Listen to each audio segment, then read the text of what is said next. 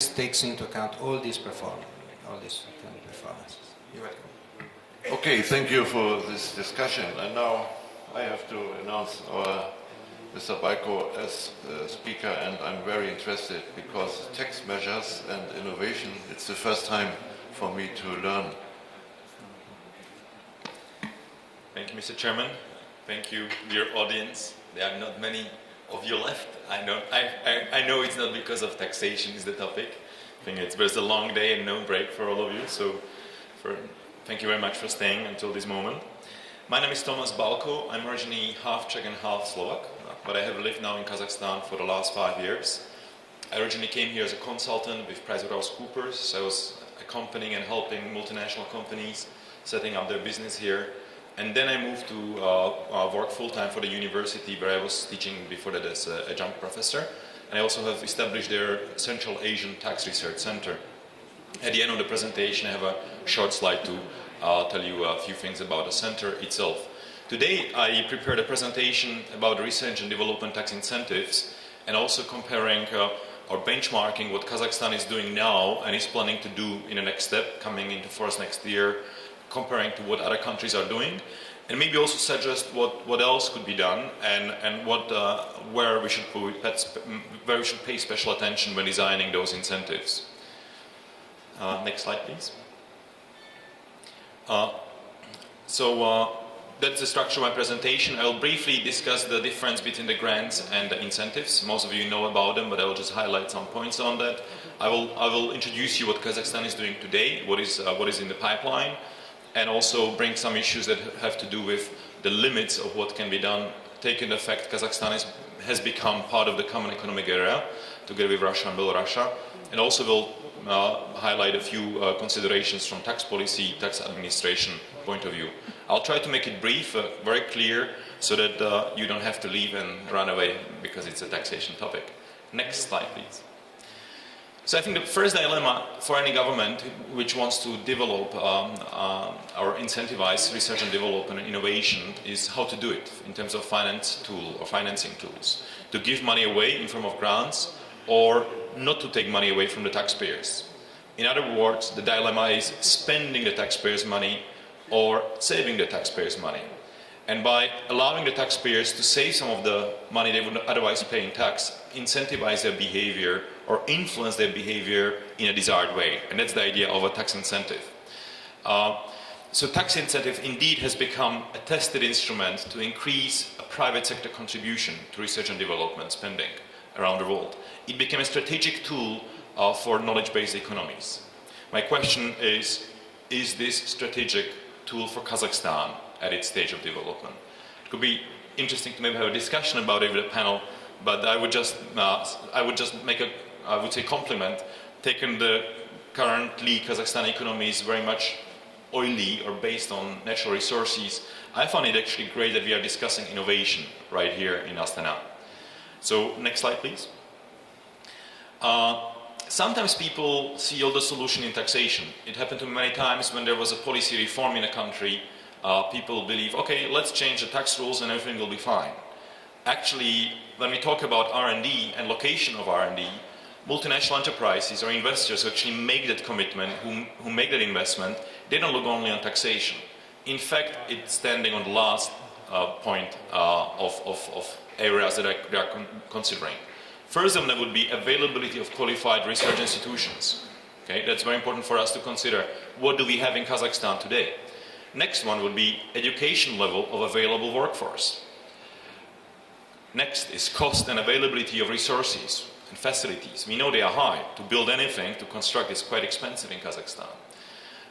Proximity of R&D location to the multinational group's existing operations. How does it fit into the global picture? Does it make sense to build a laboratory or put a R&D team on the ground here in Kazakhstan? Next one will be the existence and enforcement of the intellectual property laws in the country. If the intellectual property will be developed, how it will be protected on a local, regional and global level. Next one will be country's political stability, and finally will be the tax rate, effective tax rate applicable to the income from the exploitation of R&D. Next slide, please. So what is Kazakhstan doing currently? We have, I think, two main measures people may not even know about them fully. The first one is applicable to contributions made by companies based on philanthropical kind of objective, supporting research, giving donations to universities.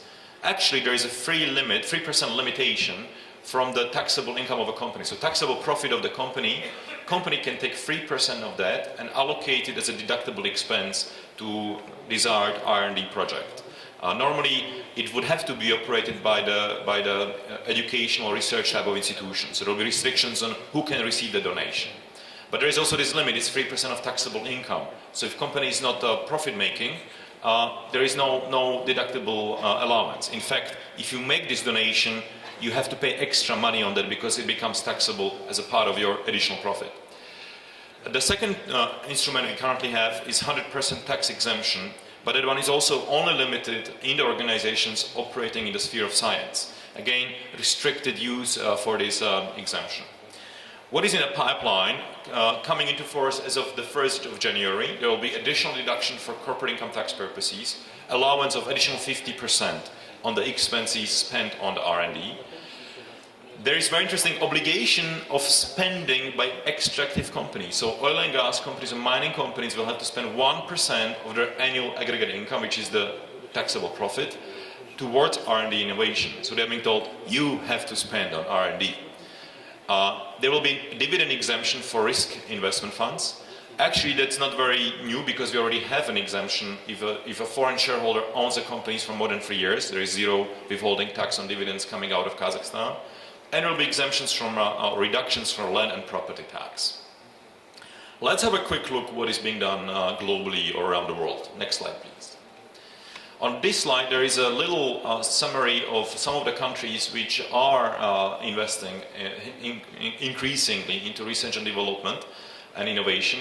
You can see that Kazakhstan, with its 50% of additional allowance, is actually far beyond what is being done at a global level.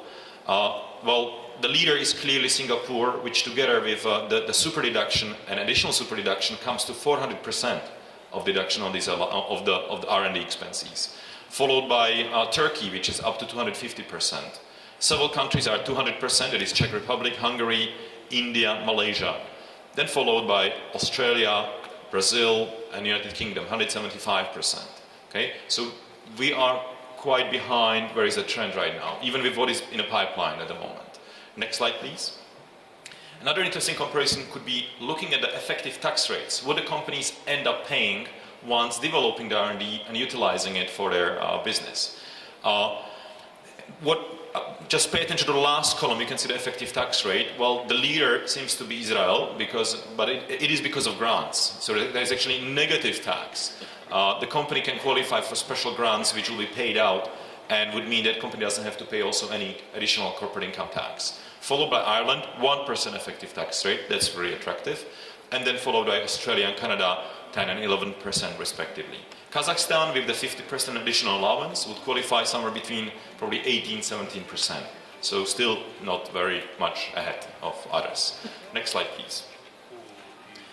And this was only income tax. So when the multinational company or group considers to make an investment into R&D, they are not thinking only about income tax. There is other important taxes that need to be considered. Customs duties and tariffs. If you're building a laboratory or a scientific base, you need a lot of other imports, whether it's computers, whether it's equipment, which may trigger additional expenses and cost, increasing the cost of that construction or development.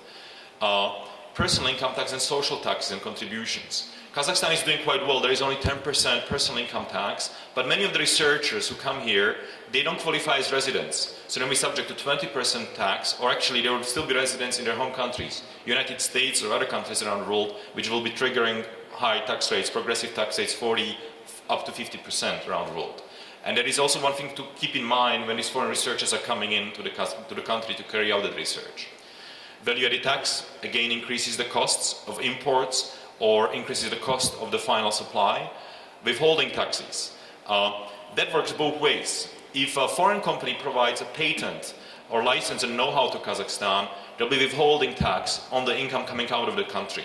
It's 15% under domestic law, can be reduced but only down to 10% under tax treaties. That increases the cost for Kazakhstani companies buying the R&D or let's say know-how or intellectual property, using it from abroad. It also works the other way around. If Kazakhstan would develop the intellectual property, would like to sell it abroad in form of license or other type of payment, this income stream would be also taxed in the other country. Because Kazakhstan is following United Nations model, that means the other country would also be taxing this 10%.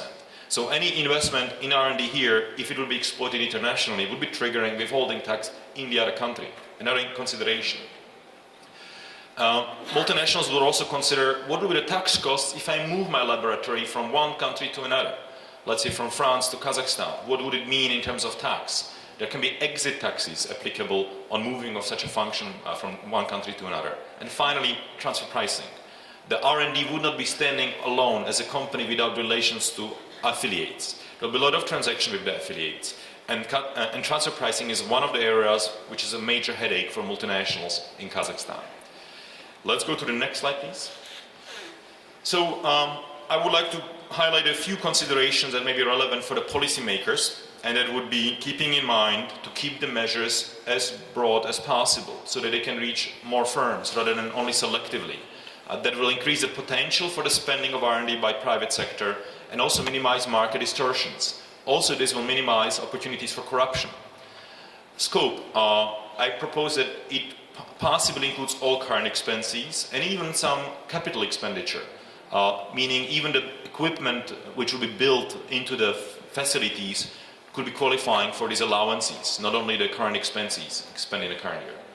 Very important consideration, would the incentive be only applicable to locally generated R&D, or also the foreign generated R&D would apply? Why is it important? If the allowance would be given on R&D spent in India or other countries, what will happen? Kazakhstani taxpayers would start financing innovation and development in other countries. Also, what is very important for policymakers to keep in mind is to evaluate how much does it cost us, what is the lost revenue, what is the benefits, what is the additionality of such an incentive. In other words, what did the incentive bring to the country in terms of additional investments? Or did we incentivize existing activity which was there already, nothing new actually happened? Already at the moment when these incentives are designed, we should keep in mind the evaluation criteria and also data so we can actually do that evaluation. And finally, at final step, we'll be making this evaluation. Next slide, please. There will be the tax administration considerations. People like to offer great ideas, but there is somebody eventually who is charged to collect the revenue for the government, and it is tax authorities. And what needs to be kept in mind that they will also be brought into the picture and cooperate in the process, so they can amend the tax return forms. So clearly the incentives could be deductible from the taxable income. That could also allow us to measure and monitor the spending of the companies.